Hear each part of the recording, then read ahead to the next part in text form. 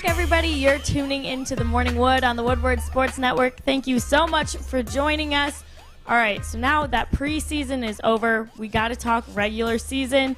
The guys have their updated record since the last time we talked about it. So let's start with you, Adam. What do you got? Yeah, so when we did this last time, I had the Lions finishing 5-12. I think 5 is achievable for any bad team in the NFL. I think you can pull off 3, 4, 5 wins. After the preseason, we didn't learn anything new about the starters, Stick. I think we can agree on that. They kind of hid everything from us outside of the first, 8 minutes against Buffalo. So you don't really know what to expect. It's not going to change too much for me, but I've never been more confident that this is going to be a losing football team just this season. I think I'm going to drop mine down. I think they're going to be 4-13. I think it's a good under bet. No way you guys are laughing. Like, this is not a great football team. They're going to struggle to move the football downfield. Laugh all you want on 10-7 and everything you think, Art. But regardless, it's not that I want the under. I bet on both. I bet it when it was at 4.5. I bet it when it's at 5. So, regardless. So, keep your mouth shut for 1 second. This football team is not going to be a good football team. The wide receiving core is going to hurt Jared Goff and the offensive line just in general over the course of the season. They can protect him for 5, 6, 7 seconds. It won't matter if there's no separation. The wide receiving core is a glaring issue with the team. The secondary is raw. It has good potential, but it's raw. The defensive line, I think, will be very good this year. I think they're going to probably finish in the top half of the league. I think anywhere between in the top 18, I think this defensive line will finish. Even with that bust on the line? I'm sorry? Even with the bust that they have on the defensive line? Defensive line. Okay. Offensive line, PFF had them 10th going into the preseason. They're going to be fine. But Penei Sewell needs to get better. But regardless, let me finish my point.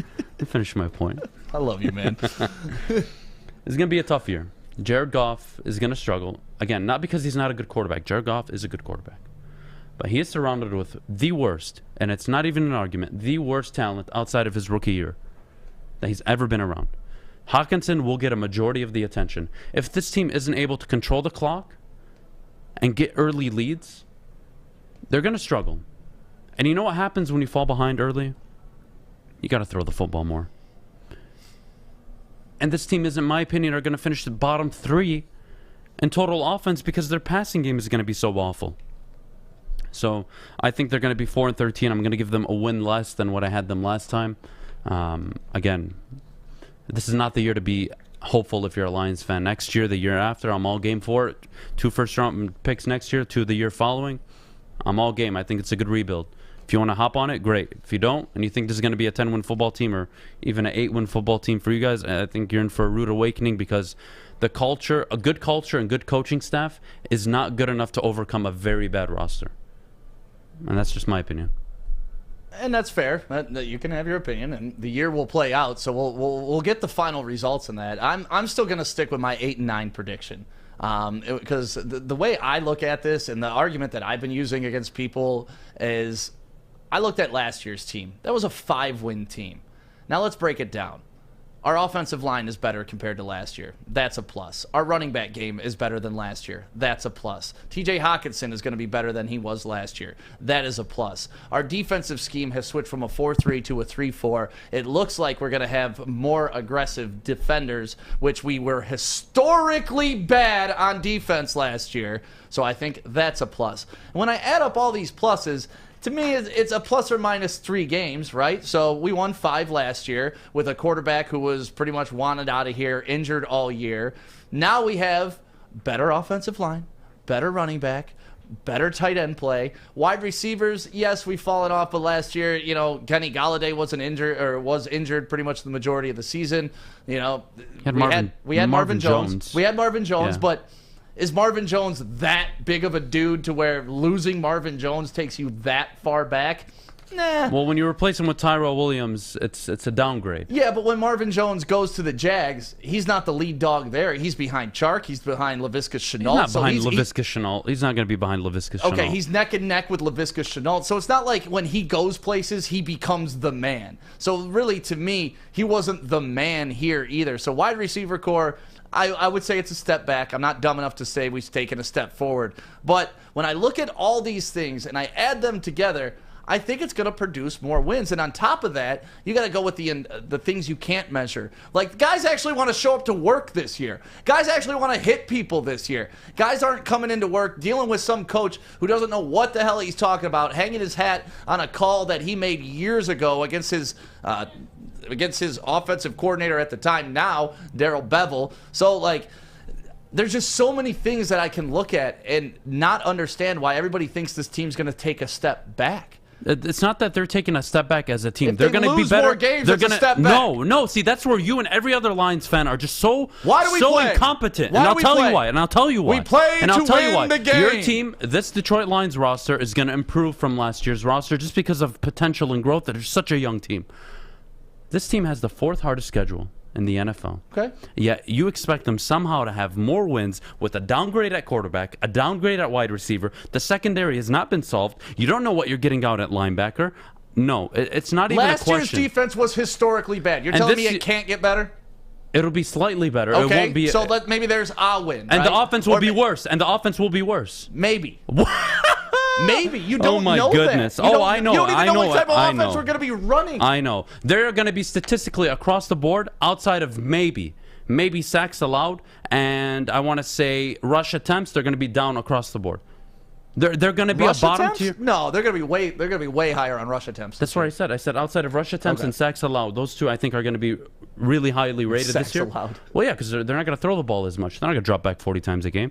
Well, So and Goff is captain check down, so he's going to take less sacks. That and they have a good offensive line. It's a good offensive line. So right, they're going to be worse across the board on offense outside of those two categories. So we're not going to be a historically bad defense, right? You'll say yeah, that. but you're still going to be a bad defense. Yeah, bad, but not historically bad. Okay, name me a scenario in the league where you have a bad defense and you got worse on offense and you somehow are going to win more football games the next year because Dan Campbell comes in with 2 cups of coffee and says, "I love you guys. We're going to have a great culture here." It's not happening. Year 1, year 2, we can revisit. Because I'm not looking at the 8, 9, offense 10 as a wins. major step back like you are. It's a major step back, and I can't believe how if you downgrade at quarterback and you have zero, you don't have a number 1, you don't have a number 2 going into the season.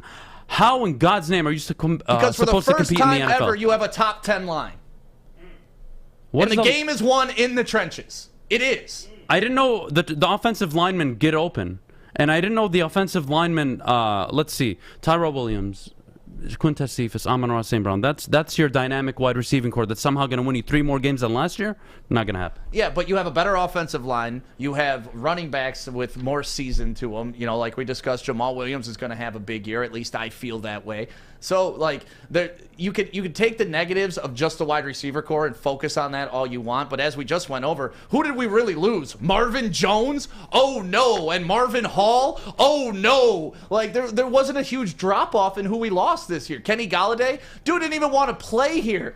So he showed up. He faked an injury for half a season. Now he's in New York, and they're Who won you the football games? Who him. won your games early on in the season against Atlanta? Who won your football games early on against Todd Jacksonville? Gurley.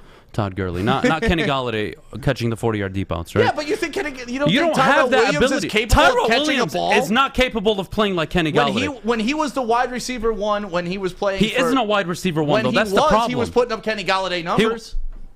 He was. Can we go to the stats? Anybody? Please do. Go ahead. Pull up Tyrell Williams and count like Kenny Golladay. And while you do that, I'll give you my prediction. Go ahead, Kennedy. Yeah, Kennedy, what you got? 10-7? No. A little bit more realistic than that. I'm going with 6-11. Because we have a harder schedule than we did last year. Things have upgraded. Wide receivers have downgraded. Coaching staff is better, which I think will result in 1 more win. That is all. What are your stats? What are my stats? Yes. For what, Tyrell Williams? Yeah, whatever. Okay, Adam listen. wanted. While Stick goes and does that, listen, guys. This football team is on track to 2016. Go ahead. Over 1,000 yards, 7 touchdowns. Okay. And the one season he was healthy. Yeah. Okay. So that's what I'm saying. When he's had give me the chance. Kenny Golladay. Okay, wait, and with the Chargers, right? You're talking that same Chargers team. Who was his supporting wide receivers? He wasn't a wide receiver 1. I believe he was. Kenny Golladay. He's pretty similar. 2018, he had 1,000 yards, 5 touchdowns. 2019, 1,100 yards, 11 touchdowns. Last year, 338 yards and 2 touchdowns. How many games he played? sure made How our many games season played? for How many us. games played? You're going. Okay, read Tyrell Williams if you want to count the years where he missed half the season, if not more than half the season. Tyrell Williams has been just as injury prone. Kenny Golladay is more dynamic of a wide receiver than Tyrell Williams. It's not even close. He gives you a tall, lanky, down the field. The stats are very similar, man. Oh my Honestly, goodness. they're very similar. Oh my goodness. Oh They my are. goodness.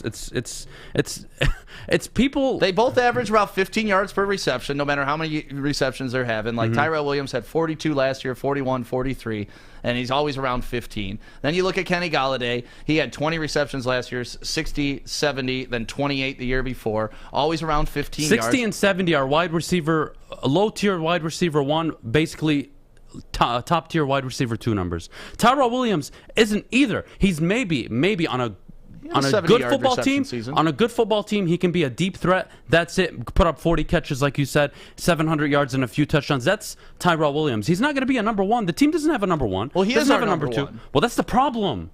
That's a problem. Listen, I'm not saying Tyrell Williams is the end-all, be-all, but you got to admit, Kenny Golladay wasn't either. We're not talking about Kenny Golladay. We're talking about this current Detroit Lions team. They downgraded at wide receiver. They downgraded but it's at not quarterback. that big of a downgrade if you look at the numbers. It's not that big of a downgrade. Oh, my goodness. If you look at the numbers. Oh, my goodness. Yeah, only if you look at one season, Kenny Golladay was hurt. And then the 2 years prior, he was actually an elite receiver. But you won't say that right now because Kenny Golladay isn't here anymore. And you're not you're the fan that when the guy produces for you, you love him. He's a great number 1. Oh, my God, Kenny Golladay, he's great. But then last year when he gets hurt and then he doesn't want to show up and play for the team, it's like, all right, no, he's gone. We didn't downgrade that much, guys. For Lions fans, and you ask me why I rip on all of you. This is exactly why. Yeah, because Kennedy, we look at stats and actually come up with arguments. Get us out of here, Kennedy. Or a flag to throw at you guys. Stats don't matter. It's Knock only it off. opinion. Stats don't matter, guys. It's only Knock opinion. it off. All right, we gotta go. We gotta go because up next we gotta talk about the Little League World Series, which will hopefully make Stick so much happier. So I'm always happy. I know, but I mean, Adam gets you a little bit revved up. You know what I'm saying? All right, so It's just hard to educate people so much. Yeah, you We'll and every see you Lions guys. fan needs to be educated Adam, for your shut 60 up. years of delusion. Adam, shut up. We will see you Unreal. guys after the 60 break. years, you wanna This is tell me? Woodward Sports. Bye.